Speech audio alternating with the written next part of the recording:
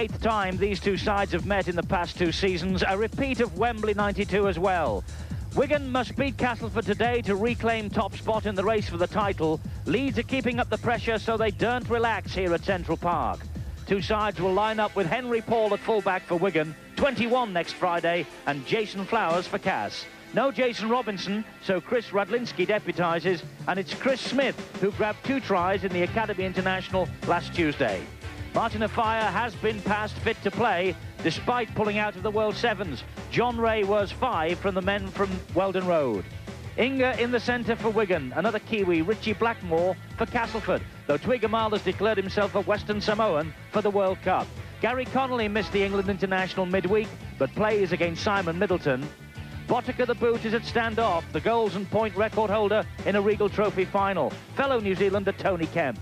Sean Edwards is at scrum half, while Gareth Stevens plays his first game since being injured against Wigan in September. It's Barry McDermott at prop.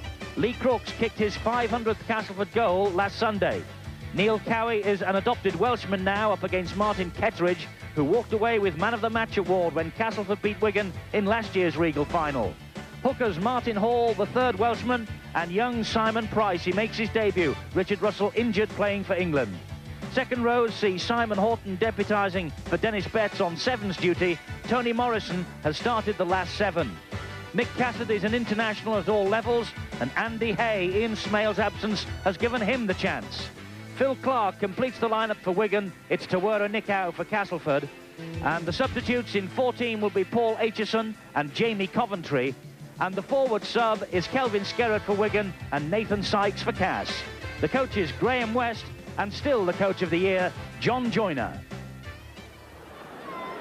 Match referee is David Campbell, who was in charge of the match on Sky last Sunday on Humberside. And so it's going to be Castleford who will get this match underway. From the top of the Stonesbitter Championship, Leeds aiming to overtake Wigan come the end of the season, but this afternoon it's Wigan who are trying to leapfrog Leeds at the top of the table.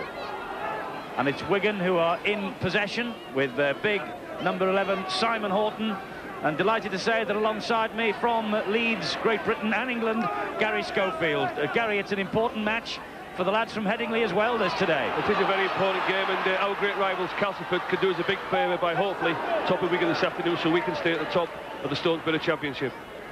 Martin Afire with the first touch then, and quite contentious really that he is playing, but he was passed unfit by the British doctor on Monday and was passed fit to play in the Championship today, so there should be no complaints. It's Botica with a deep kick into Castleford territory, but just a bit too deep, and it runs dead. Botica the boot. Botica there just taking the kicking game from Sean Edwards. He just wondered if Sean's still carrying that bit of a hamstring problem he received in the Regal semi-final against Castleford 2 weeks ago. Yes, it looks like, doesn't it? But Edwards is out there, and he is organising just as he did for Wigan in the Regal final last Saturday. It's Castleford now who are in possession. Gareth Stevens, good to see him back in the side. And he gives it to Lee Crooks. And Lee Crooks, well, he almost caught Tony Kemp unawares, but that was good play from Crooks. He kept the ball alive. Wigan bringing him down just over the halfway line. Here's Crooks again, juggling, fooling one or two of the Wigan players for a moment, making good ground into the Wigan territory. Here now Nickau. Nickau almost using number 12 Andy Hay as a bit of a foil, but Gary Connolly was able to pull the big Kiwi down. And I think it's Sean Edwards who has been penalised. Sean Edwards there at the play of the ball area, just setting off too quick, and David Campbell rightly so giving the free kick to Castleford. He moved far too quickly off the mark, didn't he? And then he did try to retreat with his arms out and saying he was completely innocent. Yeah, he had a look at the referee, David Campbell, but yes, that was the correct decision there from the referee regarding Sean. He was trying to plead not guilty, but unfortunately went a little bit too quick. So it's Lee Crooks with the first chance here for Castleford, and it's tremendous that we've got players of the calibre of Crooks and Botica on show today. Two kickers of the very highest calibre.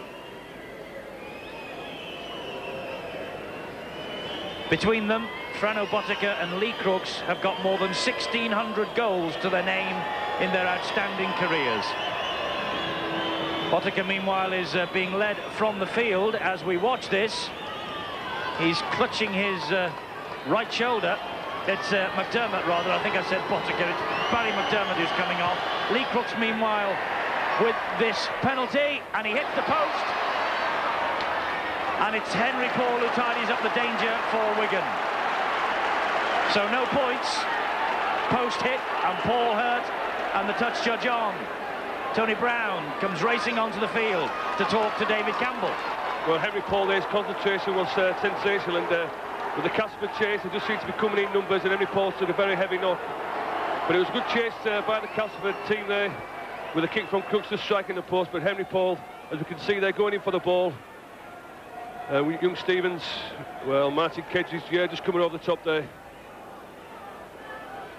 Touch judge saw it, drew the attention of referee David Campbell to the incident, and the Wigan physio, busy man, he's already had to lead Barry McDermott off the field, and now he is having to patch up Henry Paul. Kelvin Skerritt is on for Barry McDermott. This is how McDermott got injured, and immediately that the tackle was completed on Crooks, he held his elbow, McDermott, and it looks like it's a shoulder problem. So Skerritt is on, and immediately involved in the thick of the battle. Well, this Castleford side have really come out buzzing this afternoon. They want to take this game to Wigan, and they realise if they can keep Wigan down, pinned down in their own 22, then they're in with a big shout in this game. Edwards got the ball away to Potica. Last tackle here for Wigan on the halfway line. Clark will hit it downfield. Jason Flowers will allow a second big kick upfield from Wigan to run dead. Again, Philip Clark there just putting a little bit too much in that kick. Again, interesting to note that Sean Edwards at the moment is not taking any part in the kicking game. Wigan playing their first home game in the Championship since New Year's Day when they defeated Warrington. And they have to win today to leapfrog Leeds again at the top of the table. But the way Castleford have started here, they're in the mood to cause an upset. Castleford in 6th place in the table. Lee Crooks in possession for them. He plays it to the young man making his debut, Simon Price, who in turn gives it to Tawera Nikau.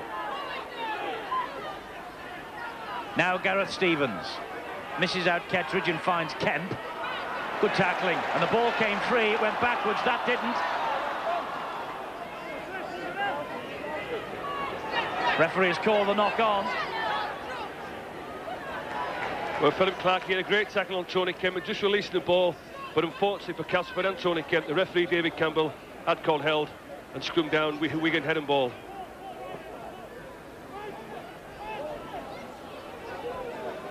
It's Sean Edwards then who has head and feed here for Wigan, and you could see then he was just walking round the back of the scrum and directing the operations. And this is now Henry Paul. Jason Flowers is after him, but he manages to get the ball away to a fire. And a fire running across the field of play and bringing Twigamala into it. He gives it to Potica. Now Skerritt. Wigan getting up a bit of a charge, but Simon Price doing well and bringing the Great Britain international down. Potica to Edwards. Edwards quick to Paul. Paul then out to Connolly. Connolly trapped on the touchline on that far side. Good tackling from Chris Smith. Edwards to Cowie. Cowie running over the top of them. Support there, but it went forward. The ball went forward from Cowie, and he knows that Wigan have blown 4. Neil Cowie just losing control of the ball. I'm sure he heard Martin Hall's call, his fellow Welshman there, but the referee David Campbell in a very good position to get the forward pass. But what a sensational break there by Neil Cowie, just brushing the Castleford defenders away. It was a tremendous run. Look at the strength as he just ran over the top of Simon Price. Just lost control of the ball at the very last minute. Middleton in possession for Castleford, plays it to Tony Kemp. Jason Flowers, who had an outstanding match in the Regal quarter-final against Leeds. Good tackling this though by Wigan, led by Phil Clark on Tony Morrison. Here's Price again, trying to take Potica on. Not making too much progress here, Castleford, in this set of 6. It's a tremendous defensive effort from Wigan. That's the last tackle. Price is there again to Kemp, who must kick, trying to relieve the pressure. And Chris Radlinski picks up for Wigan in the Great Britain Academy team on Tuesday against the French. Radlinski. But he played then in the centre. Today he's on the wing. Here now is Henry Paul. Henry Paul, one of the superstars at Wigan, although he's only been here for half a season. Clark will run very strongly. Martin Hall, the dummy half. So important he was to Wales on Wednesday night. This now is Cassidy, standing in the tackle, gets it away. Simon Horton. And it is an important factor. Castleford have got to make sure that they make the fist-up tackles against Wigan, because, as we all know, they can score tries from anywhere. Castleford cannot afford to fall off tackles. Edwards going one way, then switching the direction of the attack to Paul, who steps through two challenges, almost gets away from a third in Andy Hay. That's the last tackle. Good job that young Price was there. Here's Edwards, thought about the kick, gave it to Twigamala instead. Twigamala with the run, it bounces off the chest. And Castleford breathe another sigh of relief. There's a right option there by Sean Edwards, keeping the ball alive on the last tackle. And Twigamala, unfortunately for Martin and Fire, couldn't take the ball, but great play from Wigan. And this is where Castleford, I know their coach John Joyner in the semi-final of the Regal Trophy was very disappointed where Castleford controlled the ball in their own 22-metre area. And they're being kept down at this end of the field by some stout Wigan tackling like that from Cowie on Crooks. That's 4 tackles gone again here for Castleford. Not played properly, but it did come off the boot, so play on, says the referee. That's the last one. Untidy to play the ball by Castleford. Still 5th tackle. Kemp is trapped almost by Clark. Here's Nick out. They're going to have to kick it, surely. It's with Flowers. They're running it. They're taking the chance. What a run from Flowers. Great tackle from Botica. He wasn't held. He is now.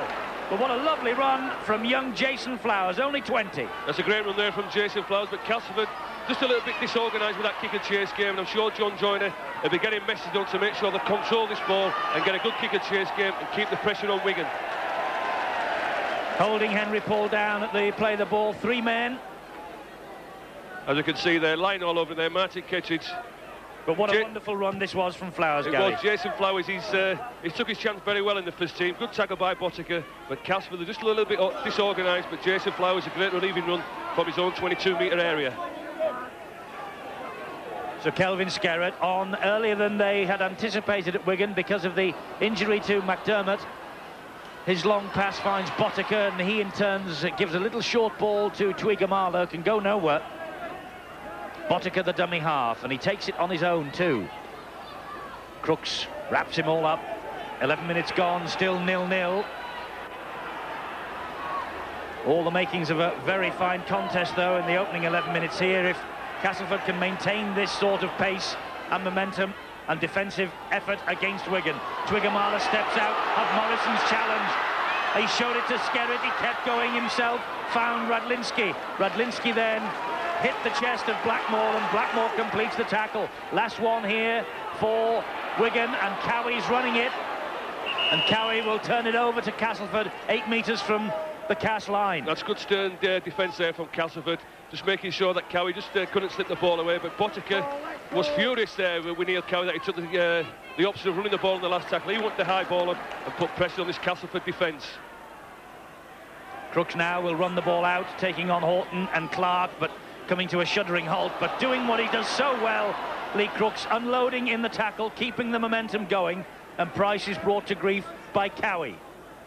That's one of the major reasons why Lee Crooks is still rated as one of the best ball-handling prop forwards in the game, sucking in defenders and releasing the ball to the supporting players coming. And here we see Neil Cowie, lovely tackle on Gareth Stevens. It was a cruncher, wasn't it, on Stevens? First start since he was injured in the fixture against Wigan at Weldon Road in September. Again, Castleford are in trouble on the last. Stevens looking round desperately. Oh, he does ever so well. So does Kemp, but he just pops it into the arms of Twigamala. And Twigamala using a lot of strength before he is clattered to the ground. Here's a fire. Skerrett juggling with it. And he's telling Kettridge to get out the way. Kettridge looking to get away without conceding a penalty. Hall gets up, plays it to Botica. Here now is Edwards. Edwards scampering through. Good pace from Edwards. Support from a fire. And a fire scores. Well, he's 100% fit for Wigan. He was not fit for Great Britain. Here we see Botica there, Edwards. Just lovely sight of his side, Kettridge and Crooks. He goes through the gap. And I say around the youngster Price, he may be feeling the pace of this game so far, but Edwards onto his great friend Martin and Fire. And once Martin and Fire's 10 yards from that try line, there's only one way he's going. That's a great try from Martin and Fire. Edwards there, just taking the option, a couple of side steps inside the prop forwards, Kettridge and Crooks. Sees the opening, goes across, looking for his great friend of Fire there. And there's only one way Martin and Fire's going from this distance, and that's a great 4 points there for Wigan. Yes, a Fire with the try.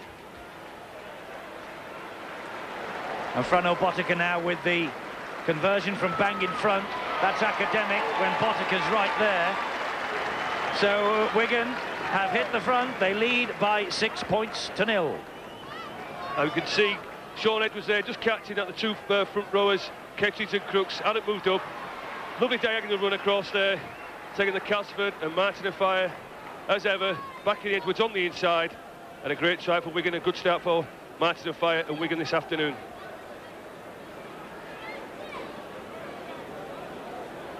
Martin and Fire then aiming to be the top try scorer in the Stones Bidder Championship for the first time in his Wigan days.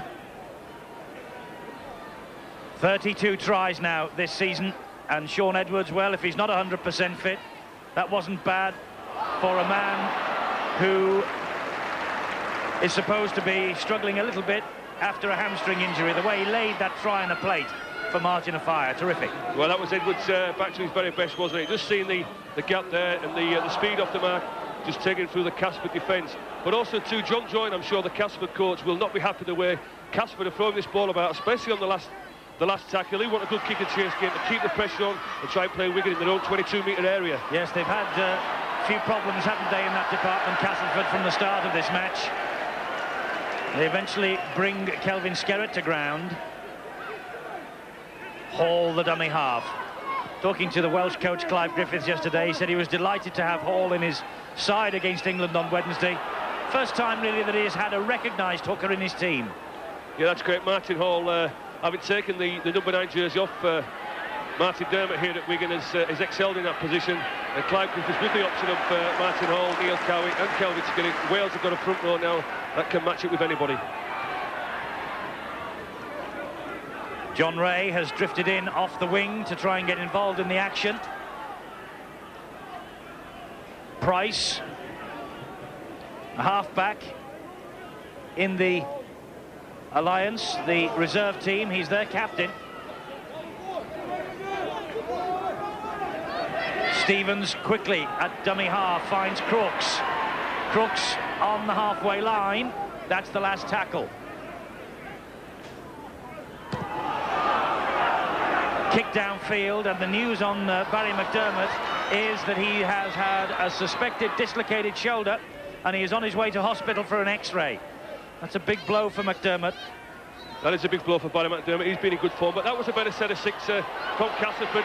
Make sure they're controlling the ball and a good kick and chase. But look at this run from Gary Connolly. He gets it away to Cowie. He keeps the momentum going by finding Cassidy. Thing is, it doesn't matter where you play, Wigan, whether you're in your own half or in their 22, you have to be really quick on the tackle, don't you? Yeah, you've got to make sure that your defence is very solid. You've got to get numbers in the tackle, because Wigan, with the class of players they've got, can score from anywhere on the field. And with a pace out wide as well, with Tuigamara and Fire and Connolly, well, you've just got to make sure your defence is on song for the full 80 minutes. Here's Sean Edwards examining that Castleford defence. That wasn't the best pass in the world, and it was an almighty crack for Botica. Oh! Well, I'm sure Sean Edwards, if he gives a few more balls there, there'll be a few more Wigan players going to hospital with Barry McDermott. That was definitely a suicide pass there, and Botica, well, his fellow New Zealander Tuara Nikau just making sure that he wasn't going anywhere. Yes, Botica must feel he's just hit a brick wall. But he's packing down there in the scrum, Frano Botica. Phil Clark has moved out of the scrum. And penalty. And he's not having any of it, says David Campbell.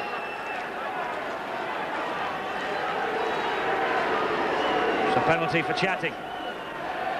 And a little bit of claret, as our dear friend Steve-O would say, on the nose of Kelvin Skerrett. Not a bad enough cut, though, to send Mr. Skerrett to the blood bin. He can stay on the field, according to referee David Campbell. And he's defending now this little run from Lee Crooks. Tony Kemp, neatly taken in. Richie Blackmore, lovely ball from Blackmore, looking for Ray, but he only found Botica, and Radlinski is clattered. Good defence there for Wigan. Richie Blackmore just taking the option of slipping a ball away, but Botica beautifully taken inside pass there. But John Jordan will not be happy with Castleford turning possession over on the third tackle.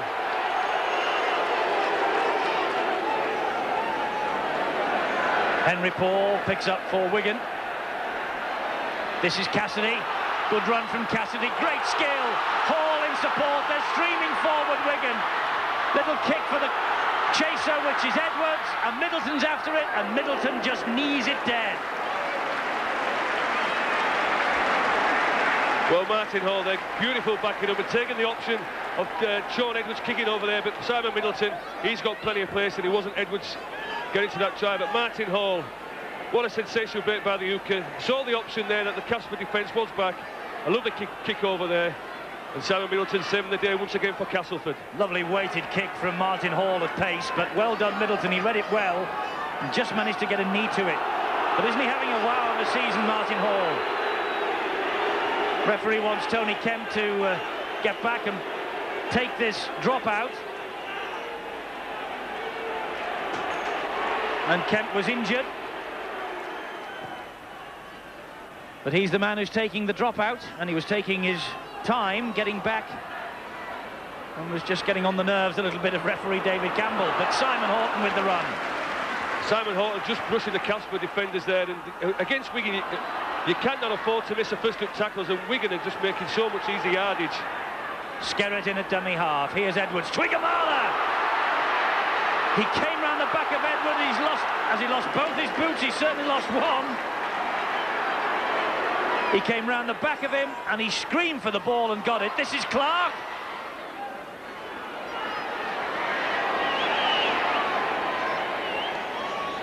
And the referee has gone to the pocket. And Clark is on his way to the sin bin. I think he put the ball down on the floor and then didn't play it.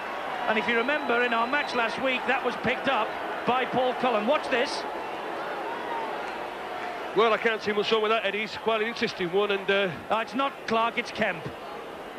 Phil Clark looked disgusted as he was looking at the yellow card, and it's Kemp who's gone for taking the ankle of Clark and not releasing it. There he is on the floor behind him.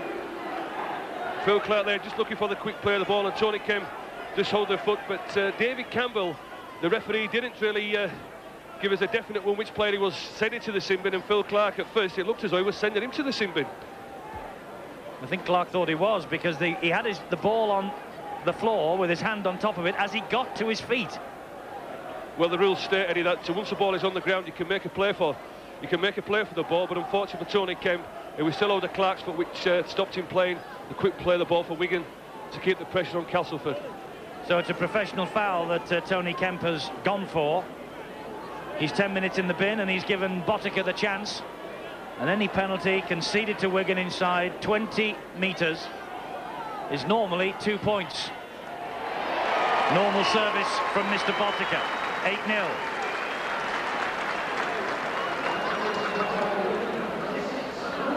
Here's the incident again, Gary. You see the tackle completed. Good tackle. Good tackle there. Yes, Phil Clark looking for the quick play of the ball and not releasing the ball, but unfortunately for Castleford, Tony Kemp was still under the boot of Phil Clark. But Castleford, they've got to make sure that the first up tackles are very solid, and else Wigan will just make easy, cheap yardage, and all they will do is keep the pressure on and score points all afternoon. Paul Aitchison is coming on for Kelvin Skerrett. It's a little short kick by Castleford. That's good play, and Middleton has got the possession for them. That's good inventive play. Skerrett had just actually moved out of the defensive line there to be replaced. Huge gap, look.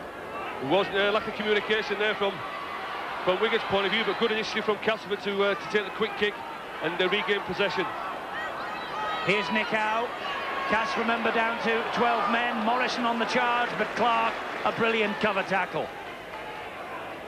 Gareth Stevens darting away from acting halfback. That's how close that Castleford are. They could do with getting over the line here, and they get the ball back. And that, I think, is going to be 6 to go. Yeah, it's back to 6, Eddie, and I'm sure Castleford are looking to put a move on here with Stevens' quick service to add Nick Howe and get Andy Hay, the second row, moving out wide. There's Stevens, there's Crooks, and Crooks is through one, and he's dropped the ball, and Henry Paul comes up with it for Wigan.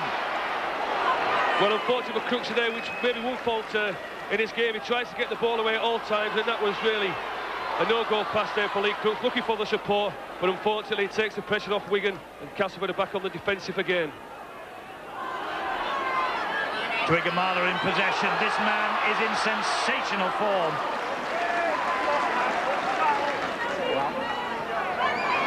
Clark, another man in super form for Wigan in this his last season with the champions. Cassidy on halfway. O'Fire, the dummy half, gives it to Frano Botica. Looked forward that, but Henry Paul is allowed to continue. O'Fire's there, and there's try number 33 of Martin O'Fire's season. And that's the new celebration. Last season it was the nods. This season it's the disco dance. Try number 33, Martin O'Fire. Well, all this is starting with Lee Crooks giving possession away to Wigan, but Frano Botica goes here, lovely short ball there to Henry Paul. Again, Simon Middleton missing first up tackles, going beautiful to the fullback. As ever, Martin O'Fire in support. Well, with it being the fastest man in the game, there's only going to be the 4 points, and the celebration with Martin and Sean. Well, there's the suspect forward pass, but David Campbell, as you see, was in a perfect position. It went from O'Fire to Botica. That's the one with a slight question mark about it. Maybe it touched a Castleford player in flight towards Paul, and O'Fire backing up. And how about this? Botica adds the extras,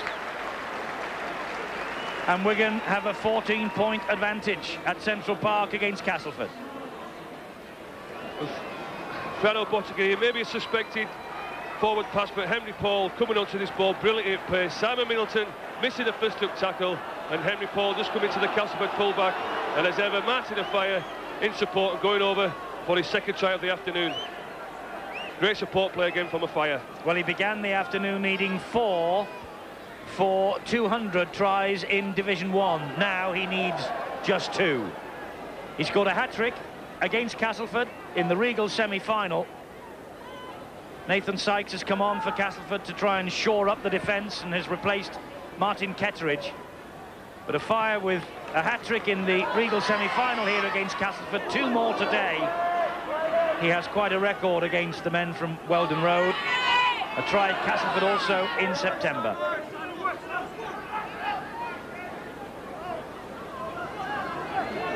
And of course a little bit of contention about whether O'Fire should have played here today, because he pulled out injured of the 7 squad, and he really is rubbing people's noses in it here, isn't he, with 2 tries in the opening 27 minutes. Well, I'm sure he's definitely the talking point, not just in British Rugby League, but also too in Australia. I know the Australians were very disappointed with Martin pulling out, and also too with the sponsors Coca-Cola. They want the main attraction of the best players around the world, and they won't be too happy with Martin O'Fire playing for Wigan this afternoon.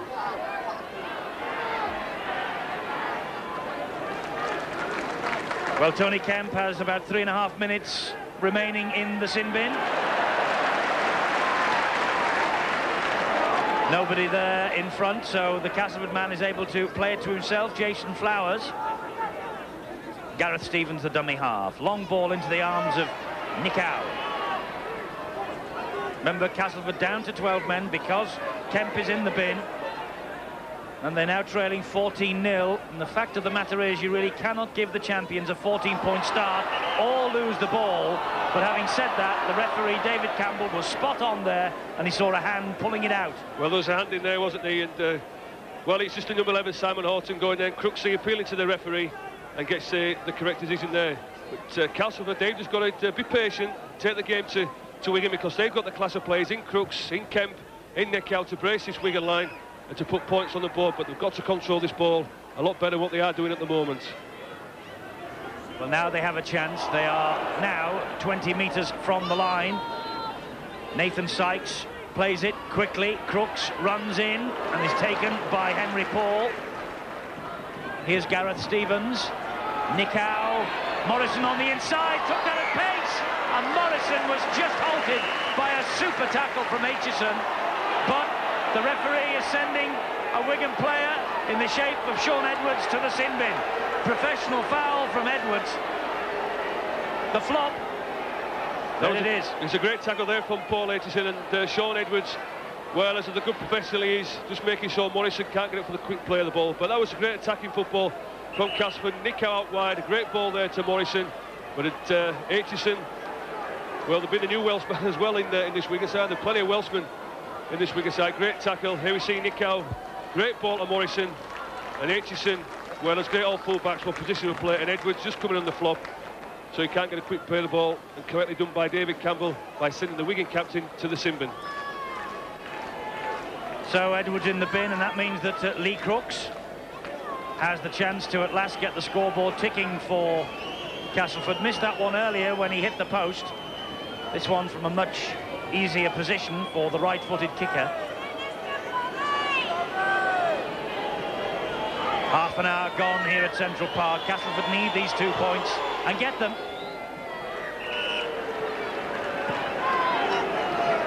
(14-2). Sean Edwards in the sin bin now alongside Tony Kemp, but Kemp will be out very quickly.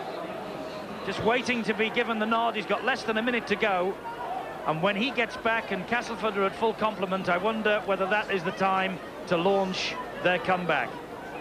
Well, Castleford have got the class of players to making sure that so they can keep the pressure on Wigan and they can score points. And they've just got to control this ball a lot better than what they are doing. And they could take this game to Wigan. There's still plenty of time. There's no reason for Castleford to panic just at this moment. It's Blackmore now for Castleford. Stevens at dummy half, and the big man, the big substitute, Nathan Sykes. Sean Edwards just with the tracksuit on, keeping warm on the bench. 10 minutes to go before we see him again. That's Andy Hay. Good tackling. Henry Paul round the ankles, and Neil Cowie round the shoulders. Simon Middleton now.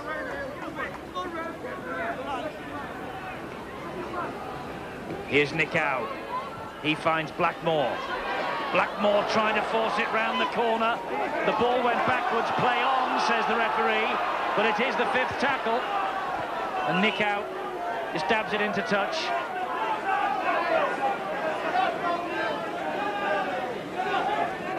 Neckow there, just taking the easy option. But I'm sure John and the coach won't be too happy, because Gareth Stevens was screaming for the ball.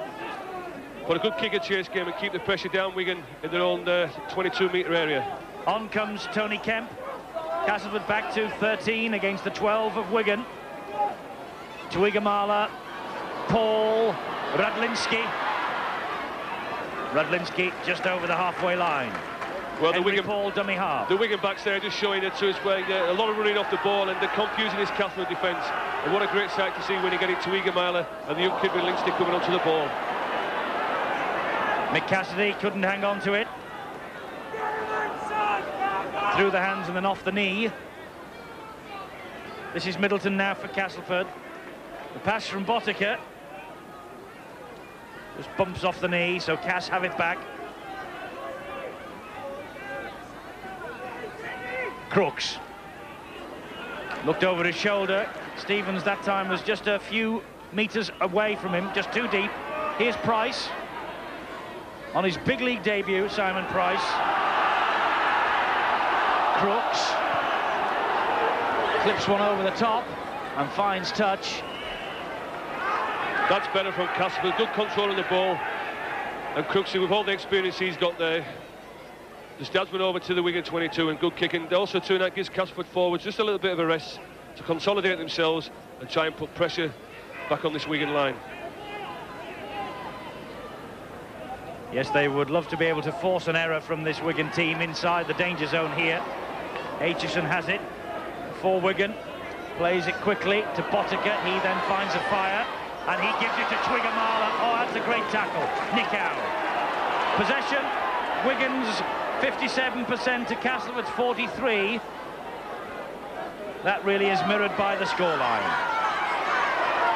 This is a much better defensive effort from Castleford, though. Nick Howe is leading the way, but he couldn't get hold of Cassidy then. And Hall was the man standing, waiting. And this is Clark, who bounces through Blackmore and then loses it. Radlinski loses it. That would be play on. Kemp. Bit of space maybe for Kemp to exploit, but he's come back to all the heavy traffic. Well, Philip Clark here just trying to force the ball. He saw Martin on fire inside, and then if he'd got the ball to Martin, it would have been another score to Wigan. But good defence from Castleford, and now they're taking the pressure to this Wigan line. Crooks holds on under the challenge. Just under 5 minutes of Sean Edwards' sentence in the sin bin to go. Flowers now straightens it up. Nick out from dummy half, but good play. Oh, and it came out of the back door to Flowers, and he wasn't expecting it, the young full-back. You see Nick out there wrestling the tackle with Mick Cassidy, and Flowers well, just taking his eye off the ball, losing a bit of concentration, and again taking the pressure off Wigan. But Lee Crooks, he's having a whale of a game at the moment, and I'm sure they were just telling his players, just make sure you support players just a little bit closer, because he's looking to offload this ball on every occasion. Another good tackle, this time on Henry Paul. Aitchison is the dummy half. Now it's with Botica. Quite a record, Frano Botica for Wigan. Almost 1,700 points now. My, oh my, how they will miss him when he goes to Auckland at the end of this season. Well, it'll be quite interesting. Eddie, who does take over the goalkeeping duties for Wigan next season. Will Frano Botica leaves him after this season? It will be quite interesting to see who takes over that massive job to replace Frano Botica here at Wigan. This is Martin Hall. Of course, he's a Welshman now, so maybe he fancies a job as a goal kicker. They can all kick, can't they, in the valleys? Well, they're breeding from the valleys, don't they, from the Ribuan, as we all well know. They're not bad singers either, Gary. That's right, with Jonathan Davis with his goal kicking exploits. But I'm sure maybe Henry Paul's day will be thrown in the hat there to take over the massive job what will be left by Frano Botica. Screams from the terraces for the forward pass. David Campbell had a little look to his touch judge on this near side, and the touch judge nodded the head. That was forward. Yeah, it was forward, but David Campbell was in a good position, and why he didn't blow the whistle straight away. It was quite interesting to get the decision there from the linesman, but Castleford just putting pressure back on themselves here. Yes, it's a scrum down. It's 10 metres from the Castleford line. It's Wigan's head and feed. So naturally, Wigan's possession. Paul just showed it to Botica. And Nick out just managed to get him down. Untidy play the ball, but play on, says the referee. Simon Horton playing in Dennis Betts' jersey today, while Betts is in the sevens in Sydney, and that number 11 shirt is earmarked for him next season. Cassidy so close to the line, and Wigan so close now. Martin Hall trying to burrow his way over. Strong defence from Castleford. Cassidy, the dummy half, to Connolly. Here's Botica, dabs it through. Clark was after it, and Lee Crooks, well, he wouldn't make a bad goalie. Well, the big fella there going down, and I say people say Crooks is losing his mobility, but the way he got down for that ball there, it was just back to his younger days when he was an 18-year-old. But the play of the ball early there by Henry Paul surely was a penalty to Castleford. He never played that ball properly.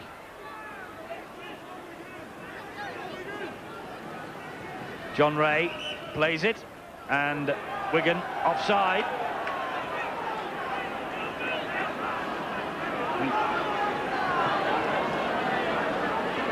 Referee David Campbell just catching Phil Clark, who wasn't stood square and moving a little bit too early off the mark.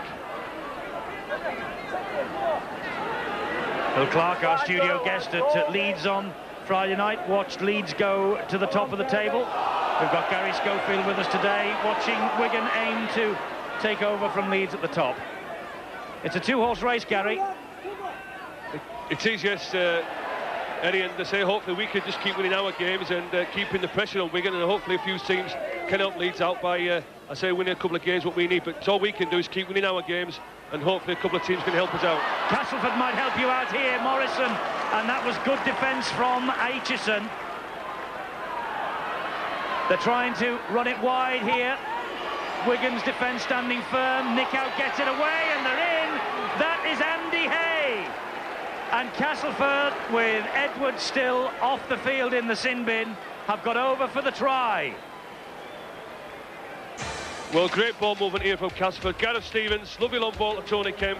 And Kemp sees his fellow New Zealander Tuara Nico out wide, coming at it on pace, and Andy Hay, well, the second rower just busting through Gary Connolly's tackle. And if he missed first up tackles against the second rowers, and a great 4 points there for Castleford. Lovely ball here from Gareth Stevens into the arms of Kemp. Long pass then to Nickout. Look at Andy Hay steaming up on the inside through one tackle.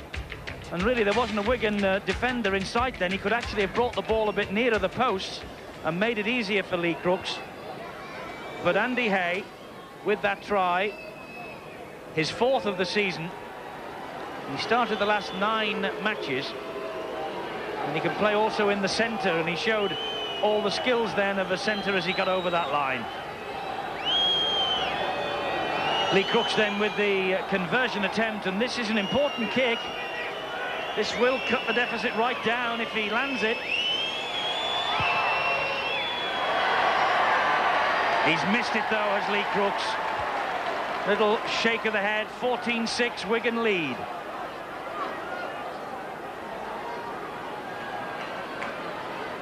Two lovely long balls here from Castleford. Tuara Nico come busting onto the ball, and Andy Hay, lovely short ball, breaking through Gary Connolly's tackle. And well, Castleford right back into this game, and just as Castleford, as we stressed earlier, if they control this ball, they've got the class out wide to penetrate this Wigan defence. So Andy Hay with the try, 14-6. Remember, Lee Crooks with the conversion, that was missed. He hit the post with a penalty also. He's only had 1 successful kick from 3.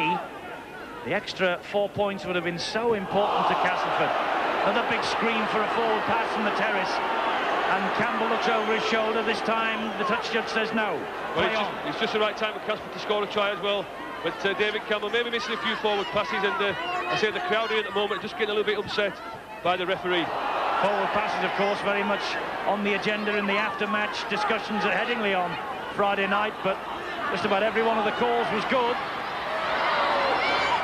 Edwards is back on the field, by the way, for Wigan. So both sides now to 13 men. Connolly made a play for that. The referee will play the knock-on. It's head and feet Castleford.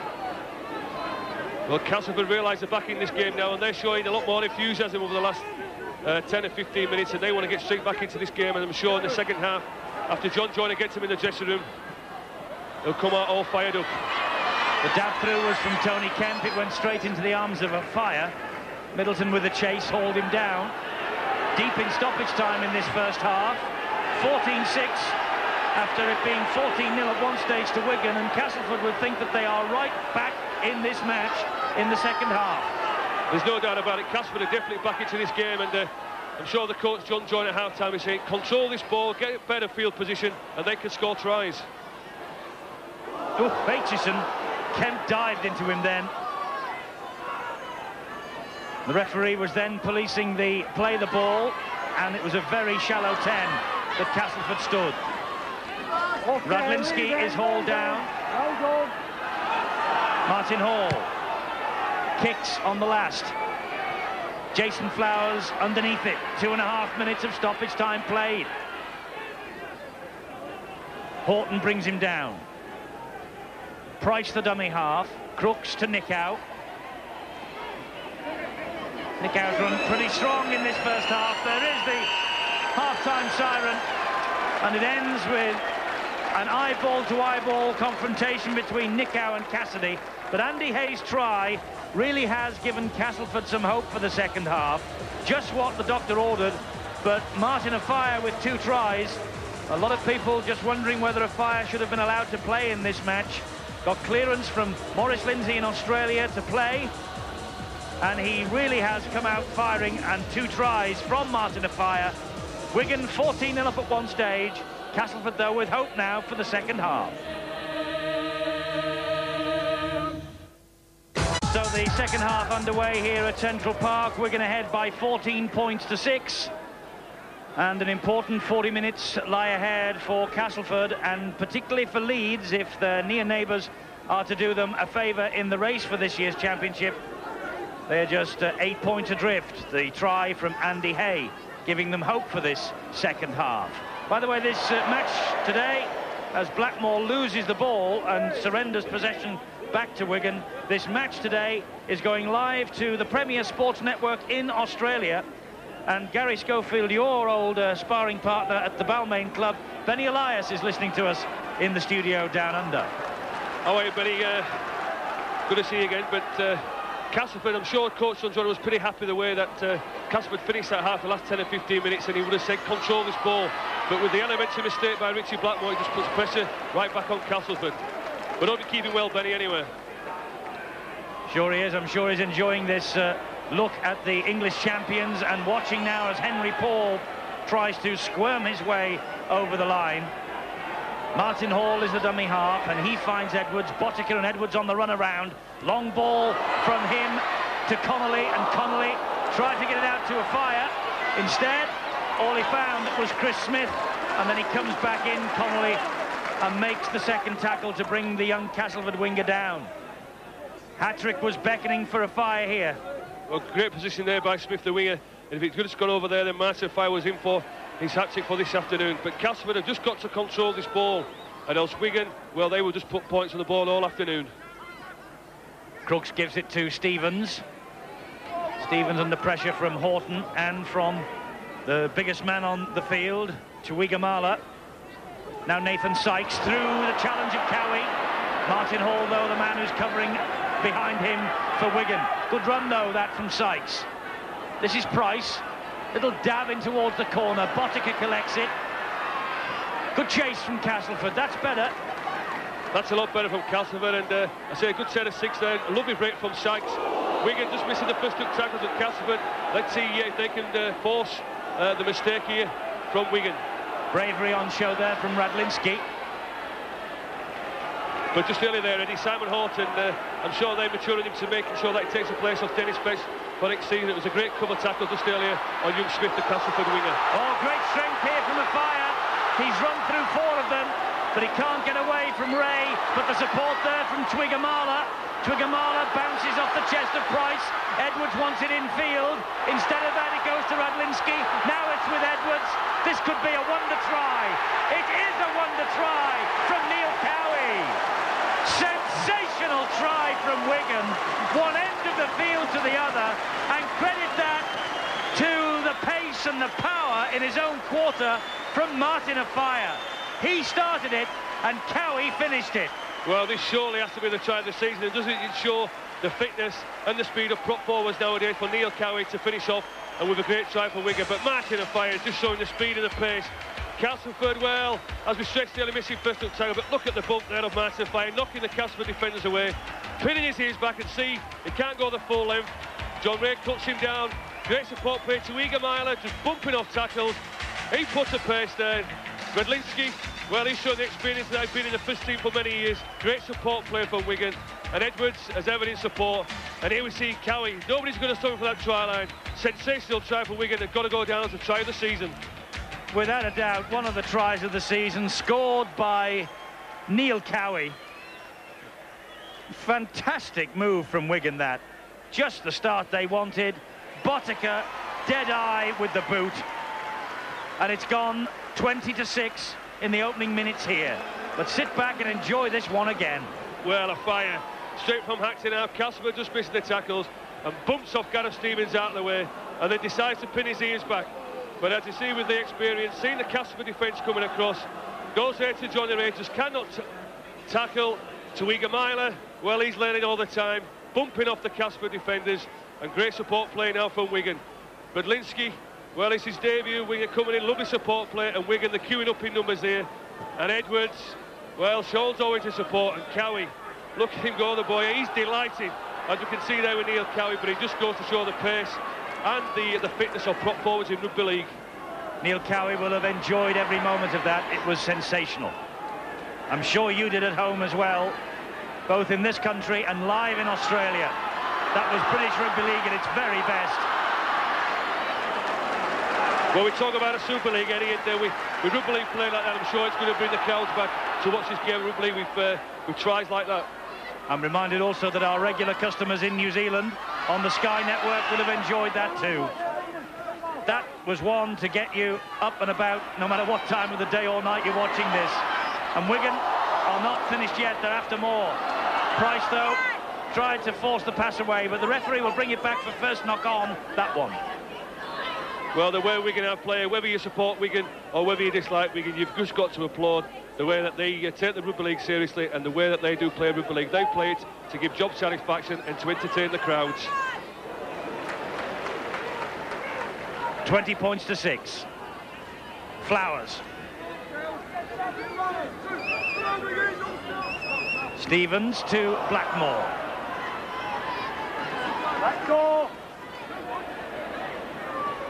Price.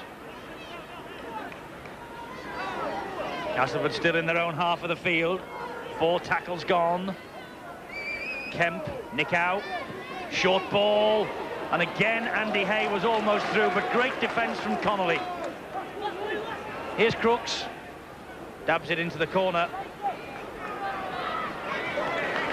Good kick from Crooks, but perhaps he would have preferred it, Gary, to stay in the field of play and force Wigan to run it out from that position. Yes, he would. As I say, he was aiming it there for the angled incident goal area, but that's the experience of Crooks there, just calming things down. And Castleford just looking to hit the right-hand side here with Nick Howe and Andy Hay running wide and trying to attack Gary Connolly and Martin Afire.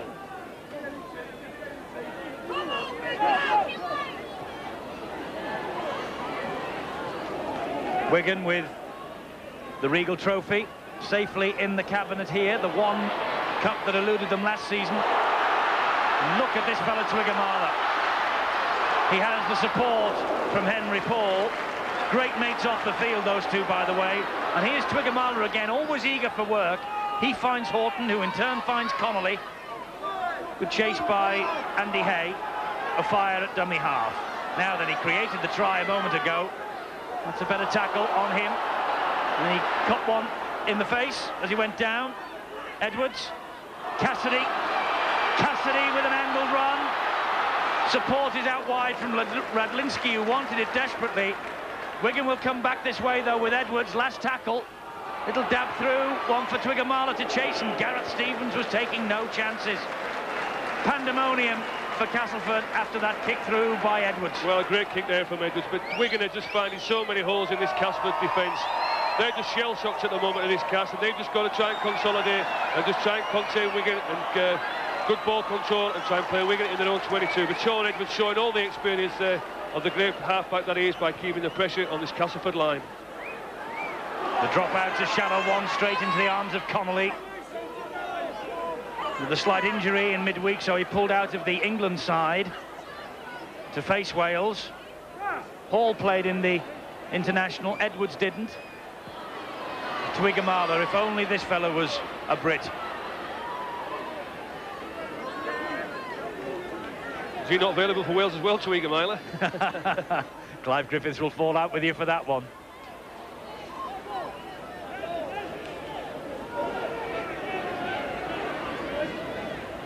Here's Edwards. Good ball to Horton. Oh, collision, though, with Nick Howe. And the collision was such that Horton dropped it. Bang! Great defence there from Nick Howe, and Simon Horton, well, just taking his eye off the ball. He could see Nick Howe coming for him, but Sean, well, that's the second pass he's given where I say he could have ended up his teammate with a serious injury. But great defence there from Nick Howe. Picked out Horton, didn't he, like an exocet? Bang! Straight down as soon as he received it. Forced the error. Now Wigan trying to force the error from Castleford. Oh! Maybe they didn't need to there, almost. John Ray somehow held on.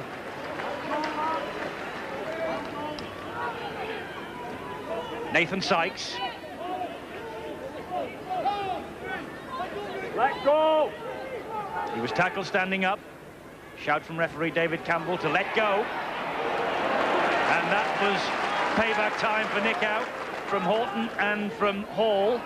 Good tackle. Crooks looked over his shoulder, thought about trying to keep it alive. Price just found the right side of the whitewash. Knows it was close. Yeah, it's a nice little kick there from the youngster Price. Just relieving Castleford off the pressure. Well, just landed in by a yard. But Castleford out of this game. They just got to consolidate and just try and force the mistake from Wigan and put pressure on, because they can score points, and with the class of players they have. Well, any team in the world would have found it hard to defend that try that Neil Cowie scored. From 10 metres from their own line to up the other end and 4 points. Breathtaking. Here they come again with Clark. Always busy, always eager for work. That was a flop. The Wigan crowd know it too, but David Campbell won't have it. Oh, Nickow's getting stuck in.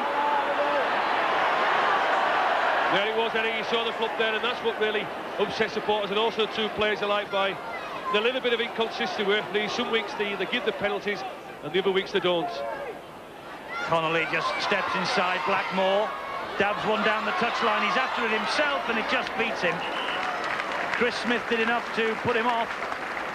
Great play there from Gary Connolly. So that there wasn't a sweeper there, and well, he had the pace on Chris Smith for that ball at the state. Infield, he would have picked it up, and who was inside him was Martin and Fire, just looking for that hat-trick for this afternoon.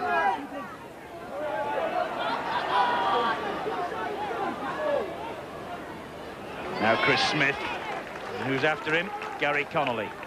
Stevens the dummy half.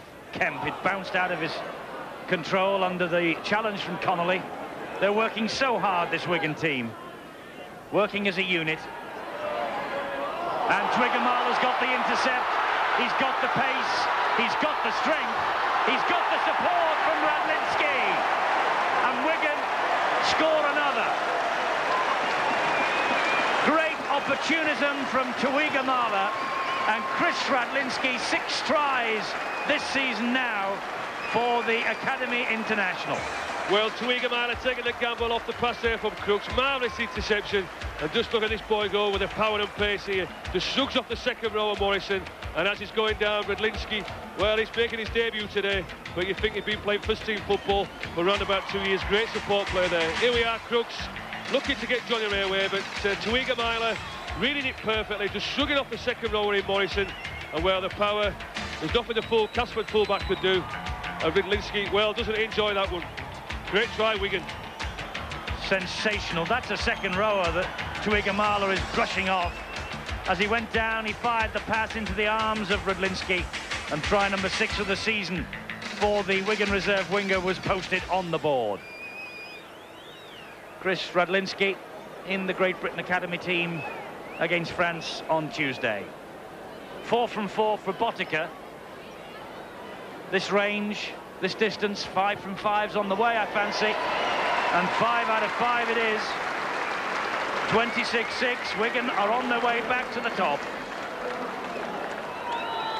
Well, Lee Crooks just taking this ball to the Wigan line, and Twiggamala just taking the gamble and taking the intercept. Sometimes they come off and sometimes they don't, but on today it come off at Twiggamala, brushes off Tony Morrison. Good to tackle from the Castleford fullback, but Radlinski, well, as all wingers should be, inside in support, and a great try, Wigan, and the pressure all back on Castleford. What a difference 12 months makes. Twiggamala made his debut a year ago last Friday on Sky against Widnes. You may remember that night. He looked very raw. He looked as though he was going to struggle to make an impact on this game, even though he scored a try. But my word, make an impact he has ever since that night. Well, Wigan, when they did sign Twiggamala, they reckon it would take between 18 months and 2 years before he settled in. But aren't they glad they give him a start quickly, because he's adapted so quickly. And it makes you wonder, Eddie, why Wigan want to sign him on a 7-year contract. They don't want to lose him to any English club. Also, too, they don't want him to lose him to Australia. We want the big names and the big stars playing in our big league. Here to that. Here is another of the big names, Henry Paul. And He was being pulled and pushed by Middleton as he attempted to play that ball. The kick downfield into the arms of Flowers. Yes, there are enough of the big stars from this game heading down under for the riches in Australia and New Zealand. We don't want any more, as Gary Schofield so rightly says.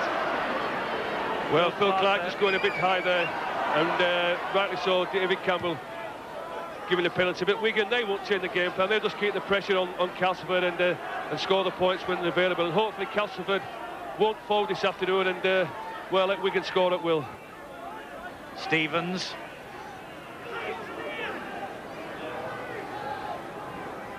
You have to admire this defensive line of Wigan's, don't you? Can they now defend, though, the run from Blackmore, who calls his winger inside him? They most certainly can. Aitchison's in a rich vein of form. Nick out, gets it away, and Stevens does well. Spreads it a little wider to Sykes, but swarming cover defence again by Wigan. Horton and Connolly. Price will now attack the left-hand side. This is Kemp. He steps through one, steps through two, gets the pass out, but he loses it. And Castleford desperate for the points, but Wigan get the possession back. Well, it's good play there from Tony Kemp, and he was just looking for the close support play, but unfortunately for Gareth Stevens, just that yard or two far away. But Wigan, well, what a communication they make in defence.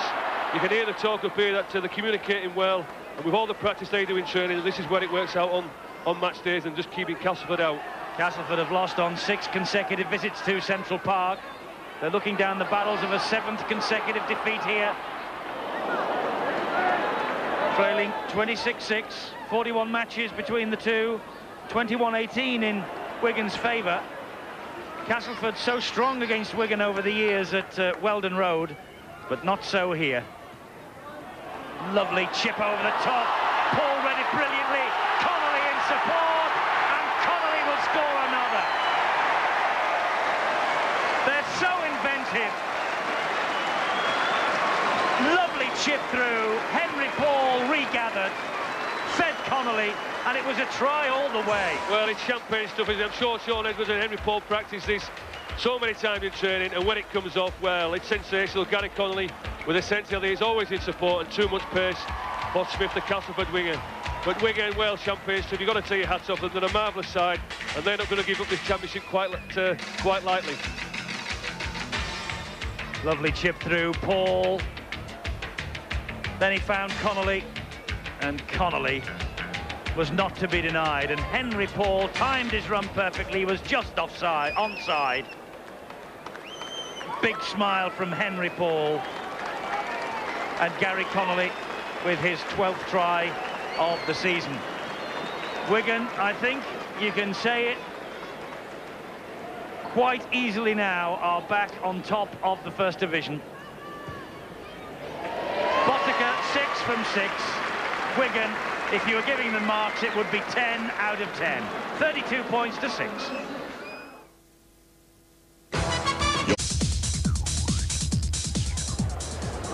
So Tony Kemp restarts. 32 points to 6. Doesn't matter who puts these red and white jerseys on, Gary, although it must be said that they don't just throw anybody in. No, they don't. The personnel changes, but the style doesn't change. No, it doesn't. See, it all starts with really the youth policy that they started here at Wigan 10 years ago when they came out of the second division, and everybody plays the same style of play. I'm sure through to the academy and through to the A team, and once they come into the first team, everybody knows what sort of job that they have to do. Tony Morrison has been withdrawn, and Jamie Coventry comes on. Perhaps it's a lost cause now as we approach the final quarter of this match. Martin Hall, dummy half, to Edwards. He just drills one over the top. Well, Castleford will not throw the towel in. But Wigan today, and in this sort of mood, they're a different class. Only Gary Schofield's Leeds and Australia have beaten Wigan this season. They keep setting standards for themselves, and they keep matching those standards. Well, it's a standard that everybody else has got to get to that sort of achievement, because I say Wigan, they won't give up any championship or any trophy away lightly, and they set the standard for every club in the British Rugby League to try and get to. Stevens is fed by Nick Howe. A lone attack from Stevens, and he was almost buried then by Twigamala. Twigamala tried to cut him down. Look at this tackling from Connolly on Coventry. Oh.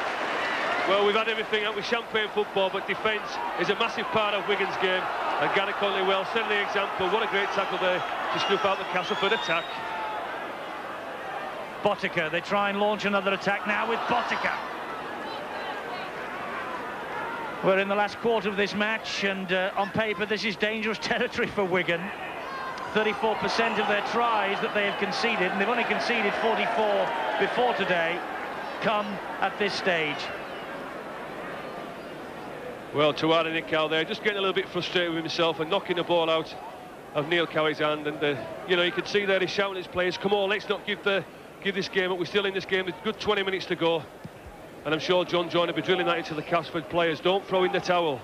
Well, our finishing power graphic proved that Castleford do come strong at the end. 22 of their tries scored in this stage of matches, but their defence does tend to fall off a bit as well. Don't forget, after this match here at Wigan tonight, all the other tries from the First Division. Nick Howe has been penalised by the referee, and referee David Campbell wants a word with him for this. Flying all over Simon Horton. Horton trying to scramble to his feet. You see he's shouting at the referee, come on! Yeah, he just flopped again, there's Nick Howe, and well, I think that's round about his third or fourth penalty for the professional foul, and he's been very lucky not to go in the sin bin, but this just shows the professionalism of Wigan. Instead of running the ball, they just want to consolidate, give the boys a rest, and by taking the 2 points in Botica the boot. But here we see Nick Howe just lying all over Simon Horton, as we can see, fighting to get up. And Nick Howe couldn't get off, could he, with big Crooksy on his back. Well, with 16.5 stone on top, it is pretty hard. I was just wondering actually why Nick Howe wasn't put in the sin bin, but he couldn't get off him. Big Lee Crooks was lying all over his back. Well, they know the points difference could be important at the end of the season, and so they say, well, let Botica have another 2. Well, Wigan will realise, Eddie, that the last 2 championships have gone down to points difference.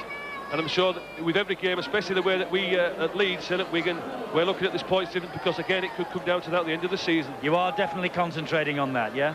Most definitely, and I say quite obviously with the attacking style that we do play, we're going to hopefully score a few points, but our main objective is to making sure we try and stop the opposition from scoring as least points as possible. Of course, with Wigan, whenever they get penalties within range for Botica, it's almost guaranteed 2 points, but that's a bit of a mistake from Wigan. The kick-off going straight out, bounced a couple of times in the field of play. The referee will call the scrum here. Nobody wanted to take the responsibility then. Wigan will have head and feet at the scrum. Well, the way the scrums go today, Martin will fire around and put pressure on himself, maybe forcing the error. They just let it go to the touch, because they know nowadays with scrums that the team with the head and feet always come away with the football.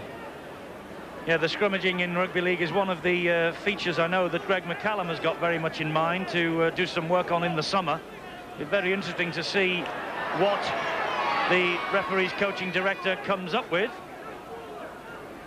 because at the moment they are just a means of restarting the game, aren't they? And they have been for quite some time. Sure, Steve won't let me say that, but he'll be wanting to bring the genuine hookers back. He will. I'm sure that Steve-O's recovery, by the way, has been aided by this Wigan display here tonight. He will have enjoyed the quality that we have seen on Sky tonight.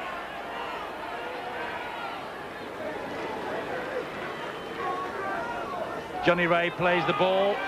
Lee Crooks keeps rolling forward. Well, that's one player I won't throw in the towel. That's Crooksy. He's had a good game all afternoon. He's kept going forward. And even with that interception from Twigamala, Crooksy won't let his head go down. He'll just keep working hard for this Castleford side and setting a good example as a captain as he is. Blackmore. Twigamala after him with Radlinski. John Ray, the dummy half. Forward pass.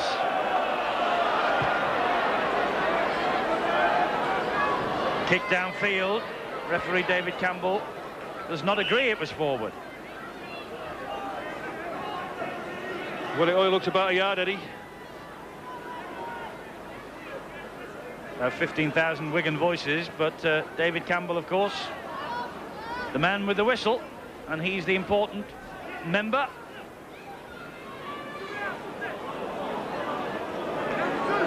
Was it forward? Half a yard.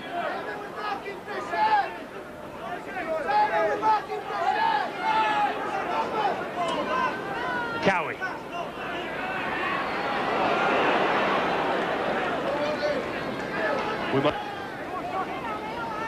Edwards out wide. Twigamala still pops it up. Botica. Long ball. Horton, who called for it. Still going. Horton of fire. Now he's on for the hat-trick, and he fancies 3. Whoops! Just lost the tread on his boots. Connolly. Edwards comes back this way again. Gives it to Connolly once more, and Connolly stretches over and scores another. 2 for Connolly today. Missed the international midweek. 13 tries now for the season. Well, Sean Edwards again here. He's just playing around with his Castleford defence. Great doing there. The Castleford change wasn't on. And sees Connolly coming on inside, and with a power and pace just stretches over. But another good try for Wigan. But Sean Edwards, well, he's just memorising this Castleford defence, just taking all the time in the world. Maybe just feeling that hamstring a little touch, but Connolly coming back in on the angles. Well, the Castleford defence this afternoon just a little bit feeble, and a good try there for Gary Connolly. O'Fire was hunting another try, but just lost his footing. Down he went. But this Gary Connolly, he was the man who eventually used all the strength in the world to get himself over the line. 7 from 7 from Botica. He had 8 from 9 last week in the Regal final. He got the new gold record and was then annoyed with himself because he hadn't gone 100%. He's 100% so far here today. 40 points to 6. Champions. And Sean Edwards just seeing that the Castleford defence isn't moving up on the blind-hand side. Calls Gary Connolly inside him. And with the power Gary's got there, just stretches out and just makes it for a good 4 points for Wigan. Great play by Sean Edwards.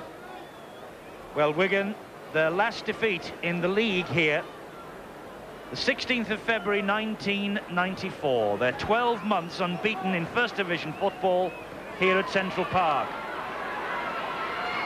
Reigning champions, champions-elect, although Leeds will have a big say in whether the pennant stays here at Central Park.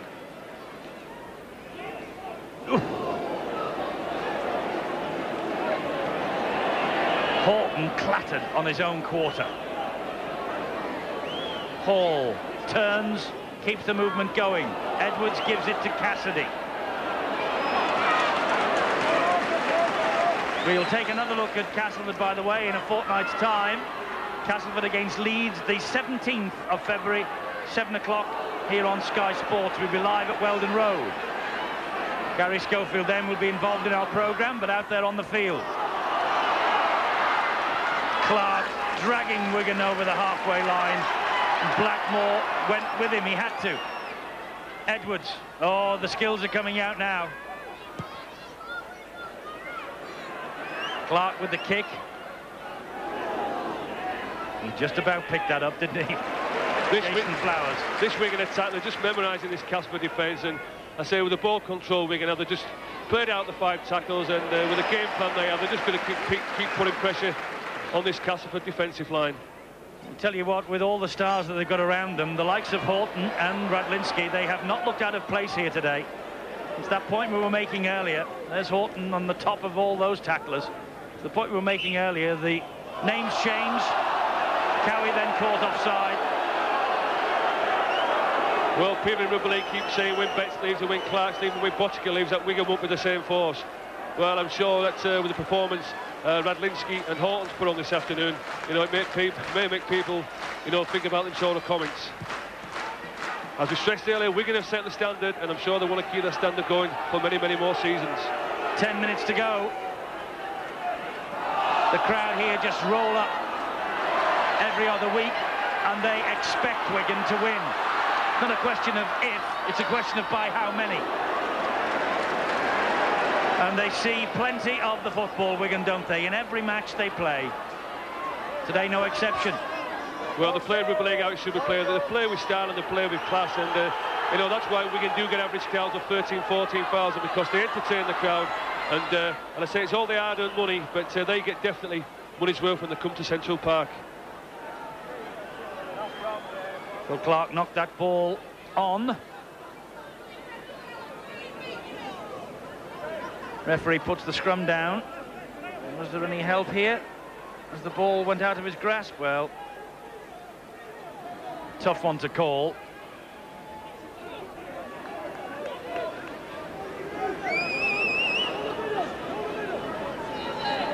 Jamie Coventry. Neil Cowy's had a big game today. He scored that super try and Coventry lost it. Oh, but now the referee's given a penalty. For that, he says that Cowy got a little ankle in there, a little heel, and knocked it out of his grasp. Well, here we see Cowy, he's just getting up looking where Casper are going to attack, and where the Casper's substitute Coventry just loses the ball, and Sean Edwards, well, he's had a few things to say to the referee. But Wigan, well, they can find themselves hard done by that one from the referee. Here we see Cowy just looking where Casper are going to attack. Coventry, the substitute, well, just loses the ball.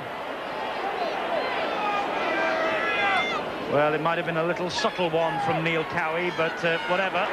The referee was having none of it. And what is more, he called Sean Edwards to him, and he's warned the Wigan captain, I think, that the next one will be spending time in the sin bin. The pass from Nichow went to ground. John Ray managed to get the possession and hold on to it for Castleford. This is Blackmore.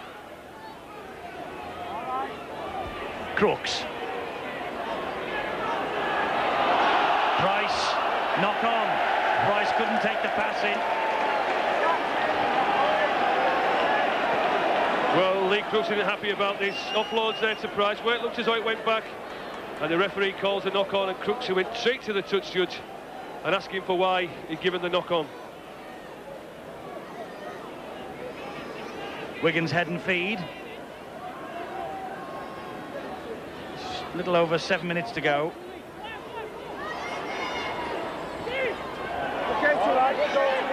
Nowhere for Henry Paul to go. Radlinski to Edwards to Aitchison. Another flying leap by Nichow.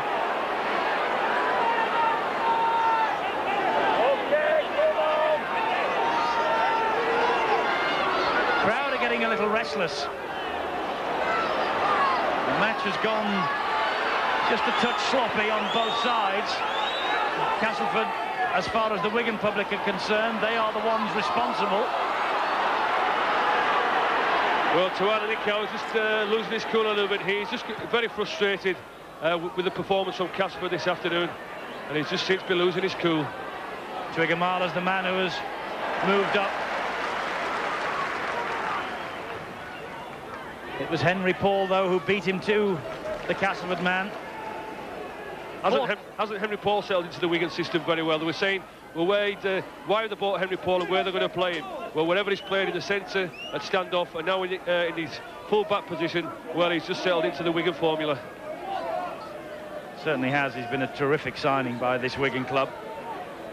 Not a bad bit of business, was it? Andy Platt for Henry Paul. That's taking nothing away from Andy Platt. But Paul is 21 and here for 21 next Friday, and here for the next 3.5 seasons. And they've got some good young forwards too at Central Park. Edwards is being tracked by Kemp. Another dangerous pass, but Connolly made it look a good one.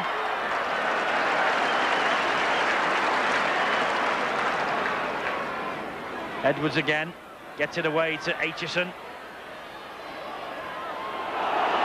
Still running Aitchison. Looks inside for support, a fire.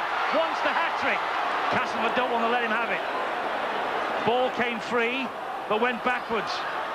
Wigan allowed to continue the move. Struggling to his feet, Horton. Twigamala, the dummy half. Edwards into the arms of Paul. There's Horton now.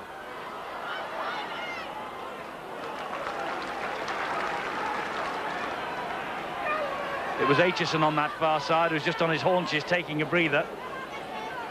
Crooks' pass. It's back to Horton. It caught a Wigan arm, and Horton was taken high by Kemp. Well, this is the frustration coming out of Tony Kemp there. Lee Crooks just trying the pass too many, and I say Tony Kemp, you can see the frustration. Here we see there, very, very high, and well, Tony Kemp may find himself lucky if he stays on the pitch. He's already been seen being once, and David Campbell just laying the law down there to Tony Kemp, and Simon Horton, well, he felt that one there from Tony Kemp. And maybe lucky, Eddie. Referee is certainly talking sternly to him, but I think he is lucky. Duck. Looks even worse on another angle, doesn't it? Kemp lucky to stay on the field.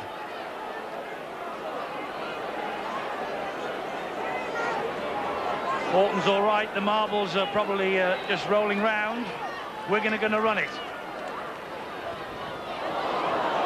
Hall, not the best pass, but a fire picks it up.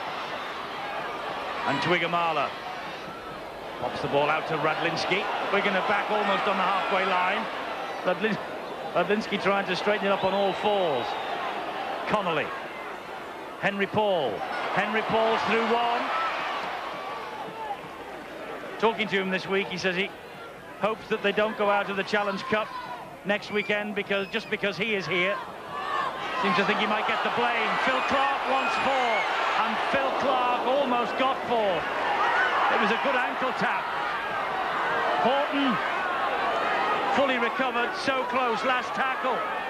Hall will spin it back to Edwards.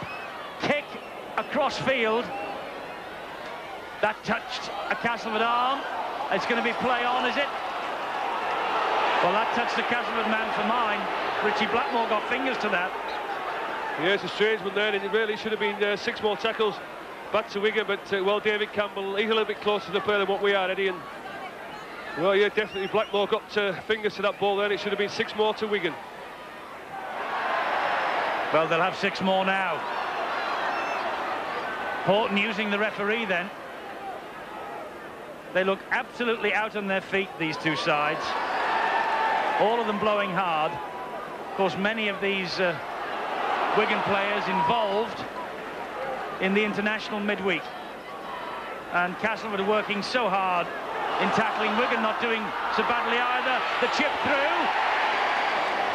Knock on. Connolly thought he had the hat-trick. He tried to pinch it off for fire. Well, Edwards just going through this Castleford defence again there. Martin and Gary Connolly, well, I'm sure the communication was whose ball is it, but the referee rightly so given a knock on. But Connolly in a fire, want the hat-trick. Yes, a clear knock on there for Martin. But look at the eagerness on both of them there. After 78 minutes, the two players there are just as eager as what there was in the first minute. Gary Connolly could be in trouble here with referee David Campbell. Use of the elbow after the man had gone. Shoulder charge to begin with, but then the elbow came up. It was very dangerous. Just looked just a typical shoulder charge really, and the elbow came up after the impact on the Castleford player. It was at speed, the collision. Perhaps it looked a little worse than it actually was. That was David Campbell's view anyway, although he penalised Connolly. Here now Smith, looking for consolation for Cass. You wouldn't believe it though, would you, with Aitchison in that sort of mood to try and pull him down. Price straightening it up. Botica was the last line of defence. Quick play the ball here, Ray to Nickow. Nickow deserves some reward for this match. Over the top it goes to Middleton. Middleton fires out the pass. And Jamie Coventry retains possession for Castleford. Crooks hoists the high one. Oh, Radlinski could be a fullback. Stoppage time here at Central Park. Wigan back on top of the table. Well, I'm sure Wigan now, they'll just wind the clock down. They'll just take the 6 drives in. Henry Paul. Job completed by Wigan. Mission accomplished today to Wigamala. A thoroughly professional job by this Wigan side. So many involved in internationals this week. Cassidy, he's got a fire with him, and there's the hat-trick for a fire. It doesn't matter to a fire whether it's first thing in the match or last thing in the match. The celebrations are the same. It's a hat-trick. Martin O'Fire, the second hat-trick in successive games against Castleford. Well, this Castleford defence, he's just paper thin here. Cassidy, well, he's just gone straight through the counter. Martin O'Fire as ever, in support on the inside. And well, let's just enjoy the celebrations of O'Fire and Edwards. But Castleford, well, Wigan are just keeping this ball alive. Martin Hall, he's just dancing around this Castle defence, and Cassidy just goes straight through an opening gap there, sees Martin inside him. Well, it's a walk there. And O'Fire, well, how many hat-tricks has Danny scored for Wigan? Well, he scored 5 hat-tricks this year alone. Botica from bang in front. 100% for Botica. It's top of the table for Wigan. They have destroyed Castleford. 46 points to 6. Central Park gets to its feet. Cowie scored the try of the season. Terrific display. And Martin O'Fire mightn't be in Sydney with the Great Britain Sevens, but he is most definitely here at Central Park for Wigan. A hat-trick for Martin O'Fire. 46 points to 6. Connolly got 2. Great display from the champions. They will take some knocking off this perch. They really will. 46-6. Wigan back on top of the Stone-Fitted Championship tonight, and O'Fire with 3.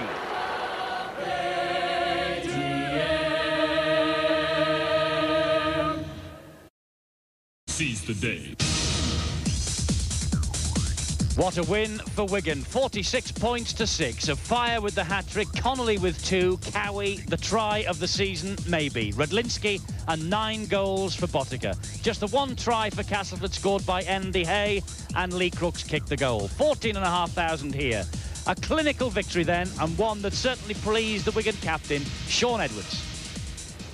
Shaun, many congratulations. That was some display. Yeah, I was a little worried before the game. Obviously, we had a lot of international forwards out. Jason Robinson missing. A few of the lads are carrying knocks. We played a hell of a lot of football recently. And I must admit, I was a little worried before the game. But not worried now, back on top of the table. And by the looks of this, that's where you intend to stay. Well, as I said, we played good football, like you said, Eddie. We warmed up a little bit the second half. We lost our way a little bit just before half-time. That was partly due to me being sin-binned, partly due to the fact we made a few handling errors. But that's something we can work on in training. Inge, you seem to be enjoying your football at this team. Well, God is good, and definitely when you've got players with that kind of calibre out there, it does give you a great motivation to, you know, live up to the standards and the examples that they've set for you. What is it like to play in this team? Because you've played at the very top level with the All Blacks, obviously, but you seem to be enjoying your football here. Well, I think we all know that I've been in some great sides in the past, and this is very special, and especially when you come to a club with a lot of history, a lot of pride, and, you know, it's when I first came here, there was a lot to be asked for, and, you know, for me, it's just a matter of putting my head down and doing the donkey work and really rub, you know, the experience that the older players have had in this team to give down to the younger guys, and the guys who just come into the team is tremendous. We've been playing quite well for, you know, a while, and it was a very good performance, I felt, you know, against Warrington, the Regal Trophy, and we're starting to hit our straps, and, you know, it helps me, you know, the ground's a bit firmer, we're playing a bit more football, and, you know, I think everyone's enjoying it. I have to ask you how the knee is, because you've come out here, you've left an ice pack behind. A lot of people surprised you were playing today. Yeah, myself included. It was a question of, you know, as they're all state, you know, the doctor did rule me out. You know, I've had intensive treatment all week and I haven't really trained. You know, I had a bit of a, you know, a run out yesterday with the team, but I haven't trained all week. And it was a question of, you know, the decision had to be made on Monday, and on Monday, my knee was still in a pretty poor state. You know, I was still carrying a bit towards the end. But, you know, they just obviously couldn't take the risk of taking me all that way, 12,000 miles, and I may or may not have been fit to play on Saturday. Well, you stiffen up with a 12,000-mile journey on a plane, don't you? Yeah, I mean, you're going to have to spend a day on a plane, obviously having no treatment on your knee, and then you get there, and then obviously it's a gamble. The doctor decided that, you know, it was a gamble that, you know, they weren't prepared to take. I probably was only in contention today because Jason Robertson got injured on the Wednesday night against England. I think if Jason, you know, had been fit, then I don't think I would have been playing. But, you know, it was a call to arms, and, you know, Wesley asked me, and I said, obviously, if I'm allowed to play, then I'll play. The statistics behind a wonderful Wigan win. Castleford had to tackle their lives away, didn't they? Look at the possession at the bottom of that caption. It was Wigan's half right the way from start to finish. Scrums 9-7 in Wigan's favour, penalties 10-6, and Wigan only made 8 handling errors. Castleford made 11. So the champions in irresistible form here at Central Park. The scoreline of 46 points to 6 really does tell its own story. Over the past 2 years, the championship has gone down to points difference, and I rather fancy that Wigan have got that in the back of their mind this time. Gary Schofield has been our guest on the programme today, and Gary, you've seen them now at first hand. Do you still think Leeds can go on and win the title? Well, again, it's been a powerful and professional performance from Wigan, but we at Leeds, we've set a goal for ourselves, so hopefully win all the remaining games, league games, up until May, and hopefully maybe Warrington, Bradford and St Helens can beat Wigan, and hopefully for Leeds to take the championship. But they do look in fine form, don't they? The try that Cowie scored really summed up everything that's good about this team. Well, it's sensational, and you know, Wigan play rugby league how it should be played, and you know, they're making sure the defence is very solid first up, and also too, they take the chances when they come along, and it makes you wonder that Wigan do get 14,000, 15,000 people here, because where rugby league is played, Wigan do play it properly. Yes, they are the game's entertainers, and I wonder how the rest in the big league have gone today. Coming up now, all the highlights, all the tries from the other matches played in the First Division. Seize the day. A disastrous start for Halifax, with Great Britain forward Carl Harrison carried off after just 6 minutes, suffering from a leg injury. That setback didn't stop Halifax taking the lead. 5 minutes later, Michael Hagan kicked through and Richard Smith just got a touch to the ball. And the game seemed to be going according to form as newcomer Damien Munro finished off to make it 10-0 to Halifax.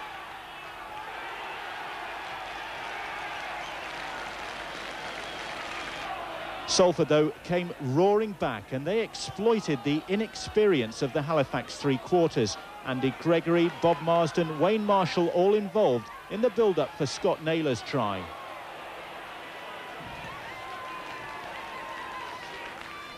Five minutes later, Salford were in front as Naylor, showing his best form since returning from a back injury, linked up well with Phil Ford and took the return pass.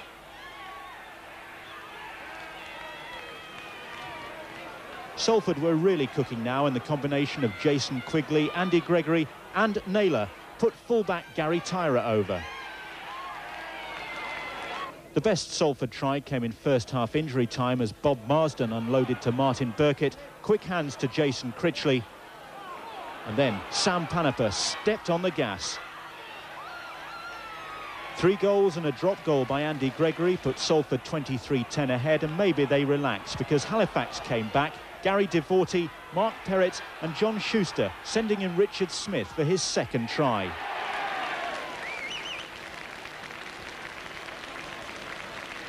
Another fine try from Salford seemed to have settled the matter. Craig Randall working well with Andy Gregory, and then trainee architect Martin Burkett involved in construction work for Jason Critchley. There was still time for Halifax, though, and Richard Smith gave them hope with a fine run to claim his hat-trick, making it 18 points to 27.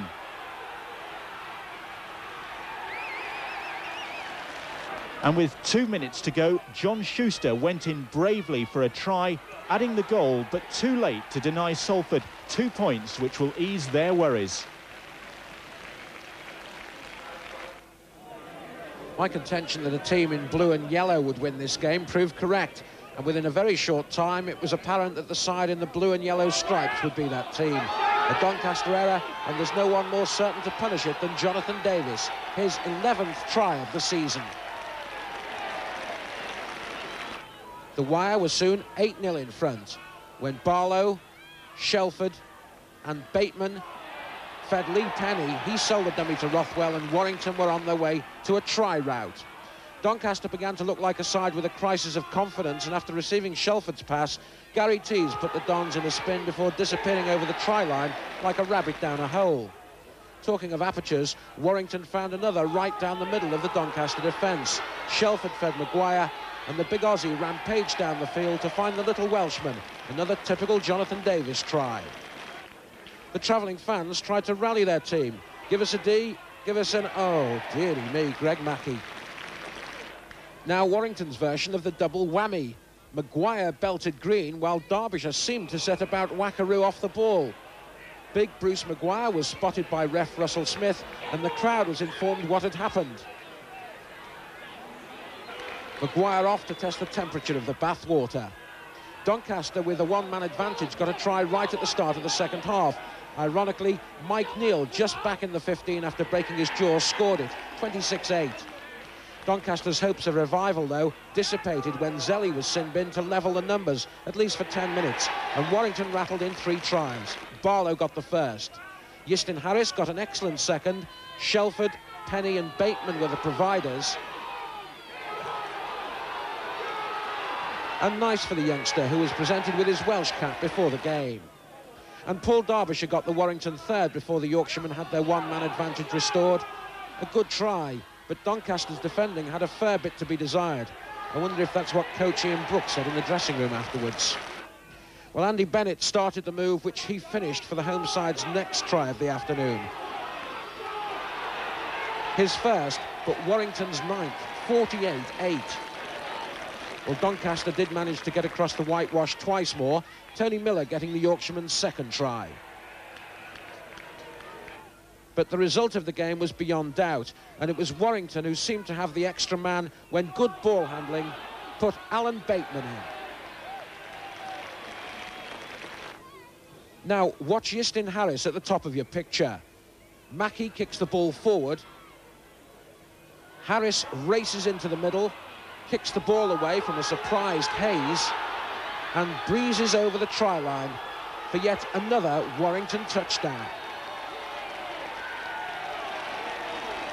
Harris, Davis and Penny set up Mark Forster for his first try of the day, right in the corner, and like Warrington, right out of sight.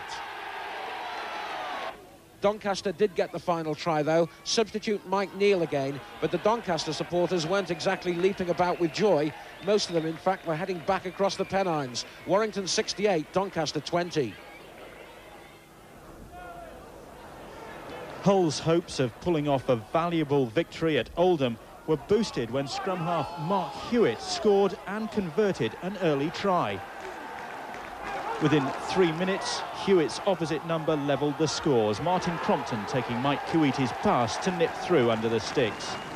Wilson Marsh goaled and added a penalty to put Oldham 8-6 ahead. Just before half-time, Hull regained the lead. Great work by Chris Kitchen, setting up the simplest of tries for Chico Jackson. Oldham inched ahead through Wilson Marsh's goal-kicking before a delicate grubber from Martin Crompton gave Darren Abram a try. Oldham and Hull both had tries mysteriously disallowed by the touch judges before Dean Busby capitalised on a spilled ball to score a late consolation try for Hull. Phil Vivers, the veteran Aussie, had a superb game for St Helens in this match, starting off by setting up Anthony Sullivan for the first try.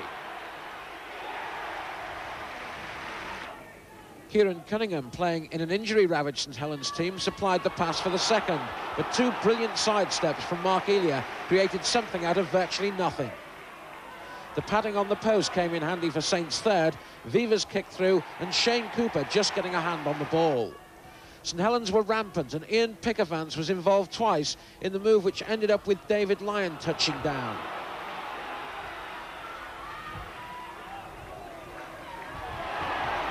$20-0, and I would have put my house on a St Helens win. Was I about to become a vagrant? Briggs and Powell with the flipped pass gave Paul Broadbent the touchdown. Take-off for the Eagles. Sheffield Wednesday's John Sheridan would have been delighted with this through ball, and Richard Price collected perfectly, 10-20. Carl Briggs was the supplier for Sheffield's next try. Darryl Powell the scorer. Tremendous awareness produced yet another try for the home side. A lovely change of direction, and Linton Stott was over the whitewash. The Eagles were flying. So was the crowd, 22-20.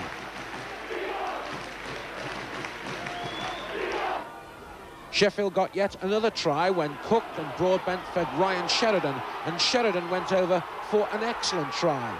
20-0 down, the Eagles were now 10 points ahead. But wait, was there to be another twist? Elia again with a typical shimmy, and Andy Haig went over for Saints. Well, Phil Vivers is normally more used to fielding kicks under his own posts, but he jumped like a stag here to score and level the points. Vivers then kicked the drop goal to edge St Helens in front, but Sheffield had the final say. Anthony Farrell showing real commitment, and the Eagles landed the 2 points. There's no stopping Workington Town at the moment, as Bradford very quickly discovered at Derwent Park. 3 minutes into the game, Workington played the ball quickly. Kevin Ellis dabbed a grubber through, and Mark Mulligan pounced on the loose ball. Bradford couldn't make any progress against some solid Cumbrian defending, and on 23 minutes, Aussie Kyle White made the telling break for Paul Burns to score. That really got the pom-poms waving.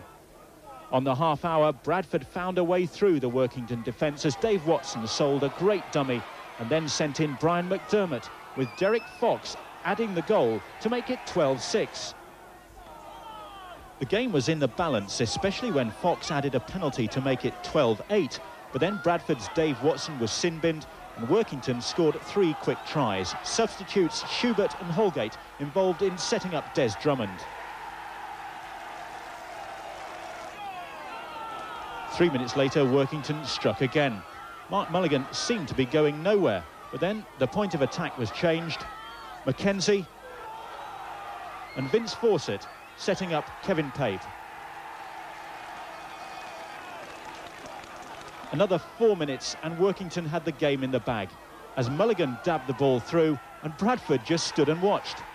The Workington full-back didn't need a second invitation. By the time Bradford were back to 13 men, the game was beyond them, even when Carl Hall scored a consolation try which Fox converted. 7 minutes to go, Roland Phillips held off the challengers. Carl White quickly to James Pickering, and Paul Burns scored his second try.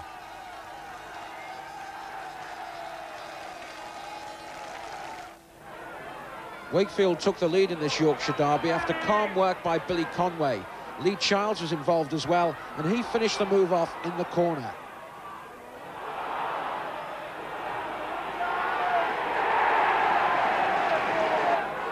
Tooter and Roebuck did the spade work as Featherstone Rovers hit back, but Darren Hughes caught the ball well to make it 6-8. Aston and Roebuck were involved in the home side's next try, finished off by Graham Southernwood.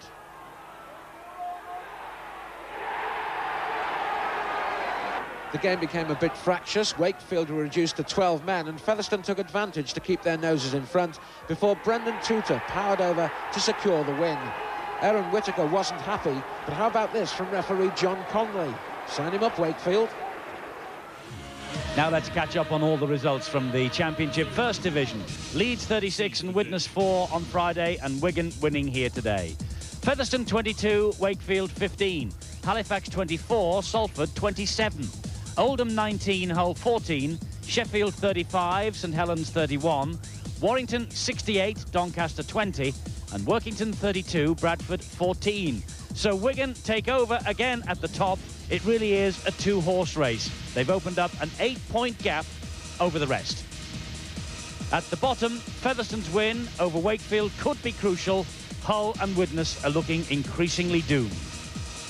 Now to the second division scores. Barrow 8, Whitehaven 31. Batley 10, London 22. Highfield 12, Dewsbury 68. Hulkingston Rovers 22, Huddersfield 22. Hunslet 25, Rochdale 18. Keighley 24, Bramley 8. Lee 16, Rydal York 42.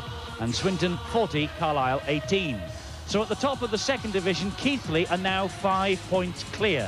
Whitehaven sneak into second, and London's win at Batley means that they are still in contention. At the bottom, nothing changes, but Hunslet had a good win over Rochdale. It was their 4th successive win. Now, what's coming up on the big league? Wednesday, the 15th of February, it's England-France, the second match in the European Championship.